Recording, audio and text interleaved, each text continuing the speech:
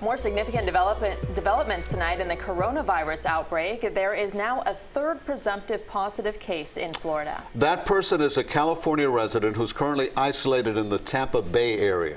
Florida's number of confirmed cases remains at 2. Both are also near Tampa. There's also a new case in New York State involving a person who traveled to Miami.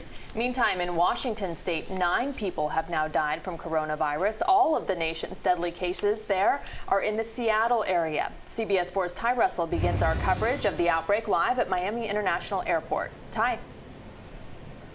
In Ruta Elliott, Florida Governor Ron DeSantis says he didn't learn about this New York patient's connection to Miami until today. And we still haven't heard from New York health leaders and Florida health leaders about whether that man traveled through Miami International Airport. But while walking around today, we did see several people wearing masks and some even gloves.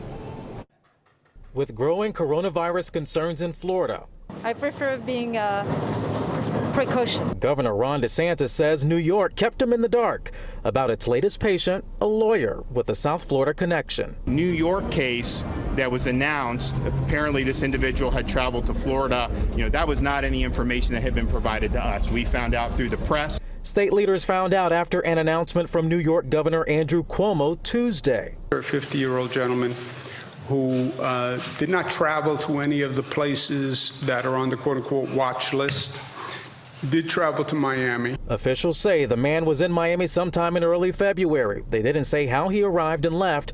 They also didn't tell us where he went during his stay.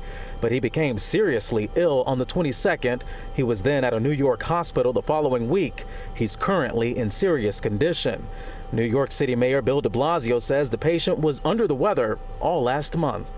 Respiratory issues off and on for the last month, but they became much more severe in the last few days. New York officials described the way he contracted the virus as, quote, community spread.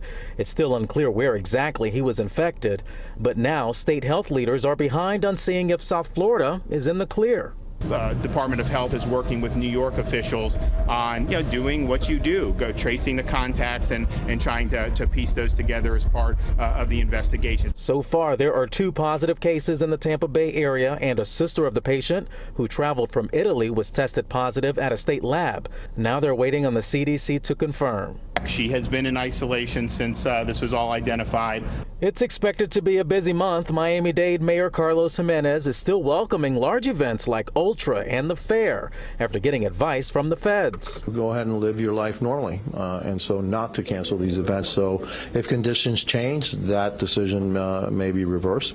And as for this worried traveler, she hopes she won't depend on the gloves and mask for much longer in an effort to feel safe. Hopefully it won't get that bad in the U.S. I don't think so anyway.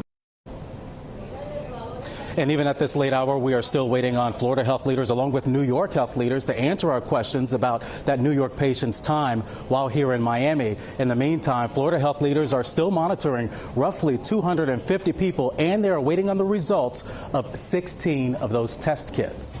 We are live inside MIA tonight. I'm Ty Russell, CBS 4 News Tonight.